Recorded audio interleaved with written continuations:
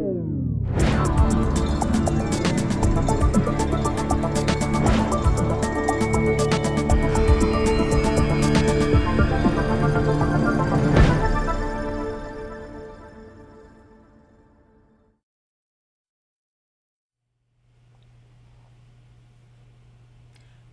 to Fuki Cafe. I'm Ivy Cohn. Fuki Cafe is a safe place to talk about the difficult issues of our times. In fact, some of the predicaments of our times. And hence today's show, Living with a Predicament. My guest today is Janaia Donaldson. And I am so happy that we get to have a conversation today in front of cameras instead of on my back porch. That's right. That's right. We've been doing that for over a decade. Over a decade. Yeah. Indeed. So, welcome to Fuki Cafe. Thank you. It's good to be here with you. Yes, and as producer and host of Peak Moment TV, in front of the camera is a familiar place for you to be. Yeah, but I don't get to sit in this seat very often, so thank you for making that possible for me to be on the guest side of the story. You're very welcome. And I know that your viewers, of which you've accumulated quite a few over the years, will be so pleased to hear a little bit from you about the roots, the beginnings, how Peak Moment came to be. Well, I'm going to take a flashback. I want to go back to the late 60s, which is when I first learned and read Earth Changes, the Prophecies by Edgar Cayce, right, the psychic. And he talked about things like pole shifts, and the one that stuck with me was a picture of California flooded. With only mountaintops, you know, the high peaks, and I was intrigued, like, what would cause that? The only thing I could think of would be the ocean rising, late 60s. Okay, snap ahead, late 70s. A friend and I were studying those more, and I thought, the Earth Changes, the prophecies, and I thought, I want to do a little scientific research here. This is, of course, pre-web. What might cause a pole change, and so on. And we even wrote an article for New Age magazine about that. What I tripped into along the way was some data that the 70s were turning out to be the warmest decade on record. Now, I didn't have enough to put those two together. And James Lovelock's view of the planet as a living system didn't really kind of hit my radar till later. So jump ahead to the late 80s, 1989. And my partner Robin and I are reading Bill McKibben's book, The End of Nature, in which he really declares and gives it language for the lay people that climate change is real, it's happening, here's the way it will show up. Well, 1989, it's sort of like no timing. We didn't have any reports coming in yet, although it was getting warmer and warmer. I figured that would be off past my lifetime. But it was the big one. It was the big worry. It's a big thing to work with, help us turn around this highly consumptive culture so we can save some planet, and get ourselves off the fossil fuels. So jump ahead to 2005. Spring of 2005, our local woman brought the movie End of Suburbia at the same time that James Howard Kunstler's The Long Emergency showed up, both of which said, peak oil is coming, it's going to change everything in our way of life, right? So right there is like, that was the big wake up. I felt like the universe said, bong, you have to do something about this. And what occurred to me is what they were saying was that the economic hit, as everything gets more expensive because we depend on petroleum for everything. Literally. Everything. For our food production and lots of products and so on. And of course, our driving, carpets and cars. And I mean, it's like we drown in it, we breathe in it, And I thought, that might be the wake up for people first. When it hits the wallet, because we can't afford things we used to, that may help be the wake up for the deeper problem of climate change. So it was the summer of '05 when you and Robin and I got together and we were talking about this, and we should do some video about this, and I want to credit you were the one that came up with the words peak moment. I remember the day quite well. Out on our front porch. Yes, I actually woke up that morning. I was scheduled to come out and visit in your exquisite, woods. Yeah. And I went, oh my, because we'd been playing with ideas. We'd been bouncing things around. And, peak oil when this and and I woke up and I went, oh, peak moment, peak moment. I jumped in and I drove out, and I'm like, oh, I can't wait to tell them. I can't wait to tell them. Oh, they'll be so excited. I got real calm, and I walked up, and I sat down, and we sat down, and I said, well, I think I've got our name, Peak Moment. And you two looked at each other, and you looked back at me, and Robin got up and left the table. She did. And went in the house, and about 10 minutes later, she came back and she said, well, bought all the domain names. We got the domains. We got peakamoment.com, .org, It was so right. I mean, the electricity was like, for me, it wasn't just about peak oil, that we are at a peak moment in the certainly human planetary, experience. but certainly in the human experience. Absolutely. Yeah. So it was like the electricity was there. And it fit with this, with my experience of doing Peak Moment, because that was summer of '05. We started our first shows in '06, early in '06, in the very studios that were housing NCTV, Nevada County Television, which is where we're based, the successor place that we're taping this. Right. Because that was our venue for where to put our shows, was on our local community access TV station. And so after we began in this format, conversations with people who are not just thinking about the peak oil situation, but how do you live more sustainably? How do you live more lightly? It's given me a forum for all those things I've been reading about. You really created a palette of resilient living in those early shows. Ooh, I like that. And I mean, you covered things from composting toilets, which you got a lot of great feedback on. We did. To rocket stoves, to communities coming up with alternate local currencies. To the range is enormous, and I think you've produced at this point in time probably what, 300 episodes? Not quite. We're just shy of 233. We've done this for 7 years. But you're right. And what's fascinating is that though I set out to see what people were doing to become more local, because it became obvious if you're going to be not going to get your food from 1,500 miles away, then and the whole gardening movement has just blossomed since then. But natural building and people biking and so on. And even though many of those people are doing it not because of peak oil and not because they're scared, any of that, they're doing it because it's the right and sensible thing to do.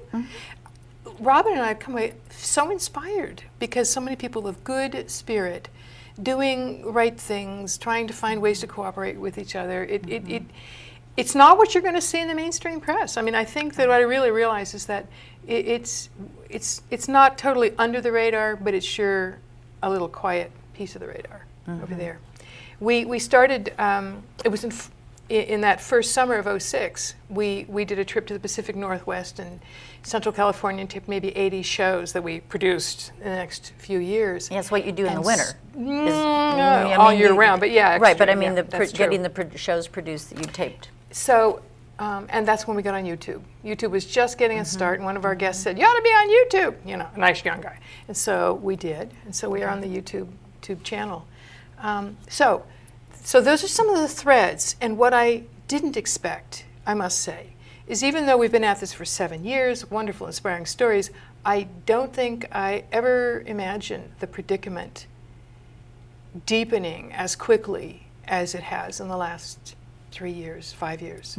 The last 2 to 3 years or so, it has just been ratcheted up. Yes, at every quarter. I mean, not just climate change, although that is our main predicament, and it affects everything. And then some of the outplanes from that and that stress. I mean, people and plants and animals, even though they may not be consciously aware of it, sense this undercurrent that there's something wrong. There's something wrong. This is not right. Terribly out of balance. Out of balance, out of whack. What happened to the seasons? Got all these things going on, awry. But also within, which then creates these social and economic, in their own rights, they're predicaments. We need to go back and mention, what is a predicament? I know you got that one in hand, so okay. Go for it. Well, as Derek Jensen and perhaps others, I know Howard Kunstler has put it this way, Guy McPherson might put it this way, problems have solutions and predicaments don't. Let me say that again. Problems have solutions and predicaments do not. So here we are with a predicament, meaning we could have come to some solutions back in the 70s when Jimmy Carter told us we're running out of fossil fuel. We could have retooled our whole culture because it takes about 20 or 30 years to shift to a different energy base. You know, we could have gotten the renewables and all kinds of things happening. Instead, we did the New Morning in America, or Good Morning America, with Reagan and company, and basically frittered away, I feel, is one way to say, our opportunity to get solutions to this. Therefore, since we don't have solutions that are going to fill in for, say, peak oil, what we have to deal with is then how do we respond, not solutions, but how do we live with this dilemma? Right. And I think that's, so I'm looking at, as you mentioned, there's a lot of layers to this. I'm sort of looking at this like a Chinese box, nested boxes, you know, that have little things. Oh, that there's layers and layers of collapse happening now, and I should define what I mean by that. I'm using collapse in part in the sense that Joseph Tainter did in his study of the collapse of civilizations, where he says it takes a certain amount of energy to get more and more complex cultures, like, look at America, right? The electric grid, the LPG grid, the transportation grid, et cetera, et cetera. But as the energy is no longer able to hold that level of complexity, we collapse down to simpler and simpler forms. And so I think of it not as, you know, the horrendous end of the world apocalypse, everything collapses like Tower 7 on 9/11, like a big pancake. Not that. But the things that we're experiencing now with sort of reaching the limits of growth. So one of those collapsed little boxes, it's the American empire. That's collapsing. It's like we cannot continue to be fighting. I mean, America has been a country about, Morris Berman says, we're a country that's about hustling. You know, it's like. Only too true. It's about personal profit, me the individual, and it's like, here we are in our heyday as the biggest consumers in the world. Right. Yeah. And we are like, disgusting. You know, we're like chewing through everything all over the planet. I think of us as you know, bacteria in a petri dish, and we've just gobbled up the nutrients, and now we're spilling out over the edges, and there's nothing left. What we're doing is we're saying, I'm going to expand my territory, right? So we go from the west, and then we get the Louisiana Territory, and we get the U.S., and we run out of geography. Well, we start to do it with technical innovation. So we do lots of technology, and so there's part of why we all believe that technology will save us. Such a myth. The first thing that I thought of after when I learned of peak oil was, surely the corporations know that's coming down the pike. Surely there's a plan B. And Richard Heinberg, bless him, wonderful expert on all of the, actually peak everything is what he's really come to, said, there is no plan B. Yeah. They don't know what they're going to do. And it's like, oh my God, I have to give up the myth of technology will save us. And I think that particular point, that they don't know what they're going to do, they know that it's like over the edge and free fall, and there are now 7 billion of us versus the 2 billion when I was born in early 1950s. They know that there's going to be a lot of unrest, a lot of hunger, a lot of anger, a lot of desperation, and so there's a positioning to control that, which is perhaps another entire show. Well, in terms of that level of response, yes. I would say, yes, in a sense, we see business as usual, the globalization, let's go invade countries so that we can get their resources, let's the Chinese buy land in Africa for food because they know it's coming. And I think that, yes, in the U.S., we're certainly going to see far more the police state. Yes. I mean, we saw that in the Boston Marathon, when all the police showed up afterwards, like, what's this?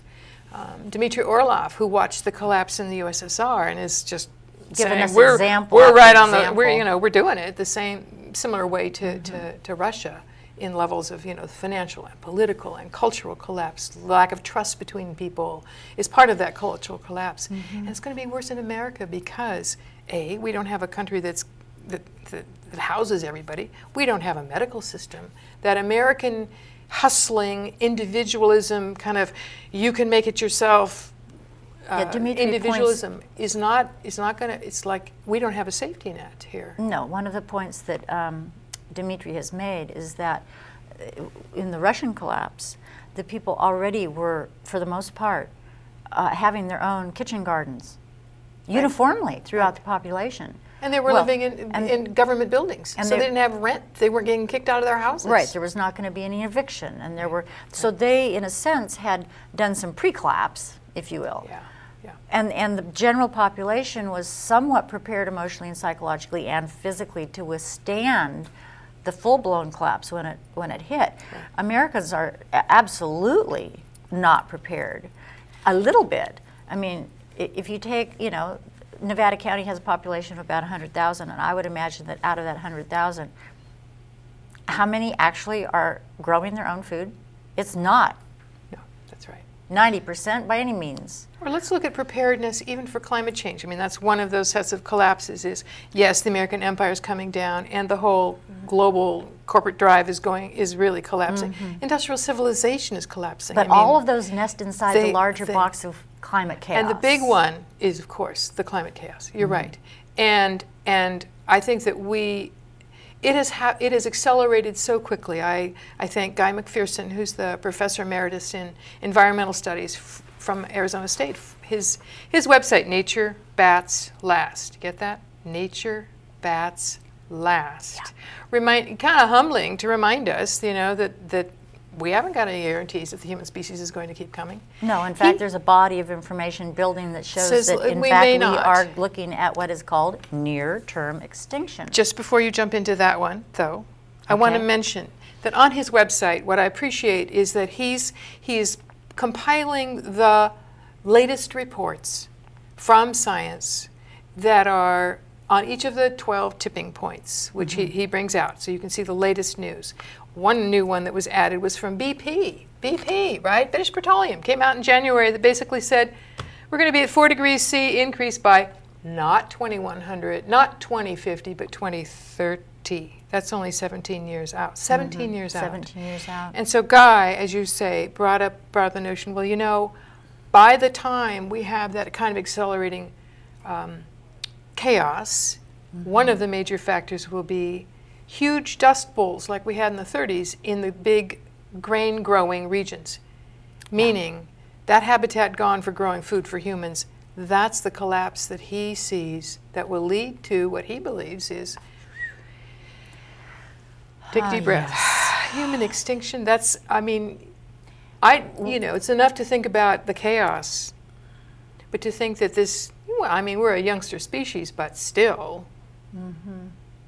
It's very difficult for any of us to try to wrap our minds around the notion that the upset to the climate is such that we may actually, in our lifetimes, be looking at a near-term extinction event. And I know you have something to share here because, you know, when we have these moments, and now it's moment after moment, and it's the constant of knowing that we have systems in collapse, we have climate chaos, which could end the human race. What do we do with that? Every day is a challenge. Well, how do I hold these knowings? How do I hold this just angst at what's happening on the planet? And I mean, it just blows me away. At the same time that I am fully present with my grandson throwing bread to the birds. Right. And I'm holding both of those things, near-term human extinction and my grandson throwing bread to the birds. It sets up such cognitive dissonance that sometimes I think I'm going to explode. Well, I think that the starting place for that is it has to start sort of here. It's like it's got to be okay to feel what you feel. I mean, the angst that you feel, or the huge grief I feel for all the species that are going extinct, even as we are destroying everything. I mean, we're accelerating the extinction with our consuming activities and destruction of habitat everywhere. So I think it starts with even being willing to just let it rumble around in there. Let it rumble around. And recognize that, like the Matrix, ordinary reality is going on all around us and everybody is living in the dream. Even as, you know, we are the burning platform, you know, we're eroding everything. I think, so for me, it has to do, but it goes in stages. There are times in which I feel like we're doomed, it's over. And then there are times when I do some action, like hugging your grandson, right, or enjoying the birds, or planting something, or meeting somebody that's doing locally grown beef, or being other there action. for somebody who's in complete meltdown, right, who's lost their home. But it starts by not denying it. But it's exactly. It starts by not denying it, by having courage and looking at it. And I know that we have so much. We could talk for an hour and a half, and we did recently, but we've got about 5 minutes left. Okay, good. So I want to get to this woman because this is a gem. This is the woman who came up with the notion of random acts of kindness. Anne Herbert wrote, she was part of the Coevolution Quarterly, and she wrote this 1995. She saw it coming. This is from 1995. Okay. Handy tips on how to behave at the death of the world. Sometimes it comes in a dream, and sometimes in one more newspaper headline, and then you know. With your cells and past and future, you know. It's over. We are killing it all, and soon it will all be dead. We are here at the death of the world, killers, witnesses, and those who will die. How then shall we live? And she starts with, probably good to tell the truth, live in your integrity, avoid being shoddy, doing weird stuff, try and let go of your power over stuff. And then she says, be in radical alignment with particular forms of aliveness that are being smashed. Particular species, human cultures, styles of living are being obliterated brutally now. Inasmuch as we're all going to die fairly soon, the stylish thing to do is to align with one of the life forms and help it be itself as long and strong as possible. And I think of our friend Tara, who's there for the salmon. I mean, absolutely. It's like, oh, yes. Eschew blandness, eschew causing others pain. We're all the targets, so wear bright colors and dance with those you love. Falling in love has always been a bit too much to apply to one person. Falling in love is appropriate now to love all these things that are about to leave. The rocks are watching, and the stars and the squirrels and the tired people in the street. If you love them, let them know. With grace and non-invasive extravagance. Care about the beings you care about in gorgeous and surprising ways. Color outside the lines. Practice random acts of kindness and senseless acts of beauty. This is your last chance. So there is one of my moments. This painting that I did called We Live Here. Meant to be said with wonder and awe, is this circumzenithal arc came just above our meadow. A light! Fragments of ice creating this light with sundogs all around the sun. It was like, one doesn't live to get to have a visitation like that. So. Magic, and that was the inspiration. And that was the magic. That's what I painted, sort of from the meadow's view or the fisheye's view. But I felt like we were this little point that this could only be seen within a few hundred yards. That in the middle of the cosmos, that little moment of magic is one of an evanescent, ephemeral moment of magic. And I am so grateful just to be here to witness it. I mean, we are living in unprecedented times. We get to witness, I'm curious. I didn't say it would be easy. No, not easy. And in the midst of the craziness and the busyness, things are just going so fast. To just stop today. Here's an example. I was walking into the building, and there were two lizards, and one of them ran right along and went down, and the other one ran along but slowed down and then jumped up into the sunshine on the wall to warm up enough to be able to continue its journey. And I just stopped everything. I wasn't thinking about sitting here with you doing the show. I wasn't thinking about my grandson. I wasn't thinking about near-term extinction. I was just resonating with that lizard in the sun, soaking up the warmth. And that is something that we can all do at this time. As the world is going down because of human activity. Thomas Berry famously has said that the human has become a geologic force. And he and others have said, remember that even if you feel you can do nothing physically, you feel helpless, the fact of taking moments like that reminds us that consciousness is here right alongside form. Mm-hmm. And so that consciousness of being generous or helping others or celebrating life as it is, I mean, that's part of what I put into my painting with a heart labyrinth. I mean, here's the planet. And here is, you know, a labyrinth of a heart that we're trying to figure our way through. Yes. In the heart of the cosmos. And what we are doing is coming up with a new consciousness. Because we're partly the universe reflecting back on itself. That's part of our job. That Thomas Berry also said. I love that. You know, I love that. Self-reflective awareness, the human as universe, reflecting upon itself, and that folding back. So even in the midst of total devastation on the planet, and this enormous grief and angst that we are all feeling, human and animal and other. Oh yes, I mean, all of them more than humans. I mean, just the agony.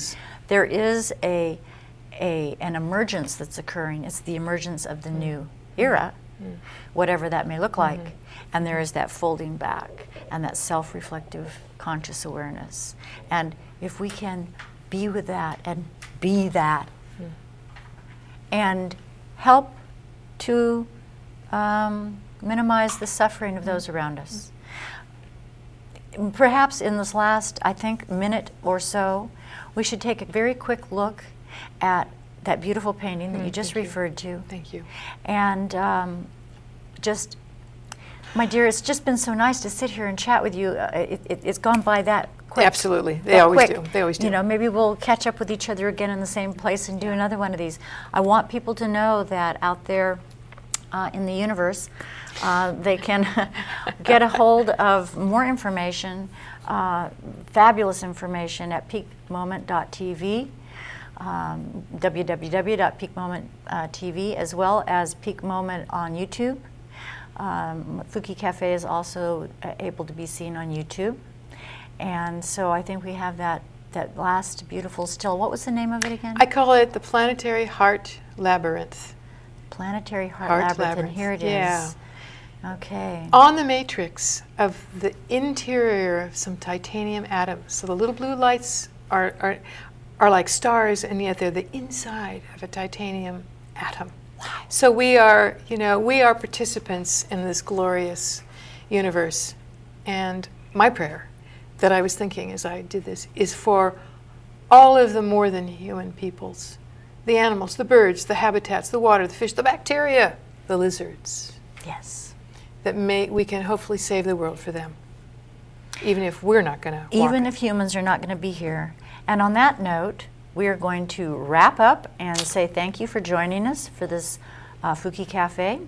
And we look forward to you joining us again. And I encourage you to have these conversations with those with whom you can. Until next time, I'm Ivy Cohn and Janaia Donaldson. Thank you so much for being with me today. Thank you.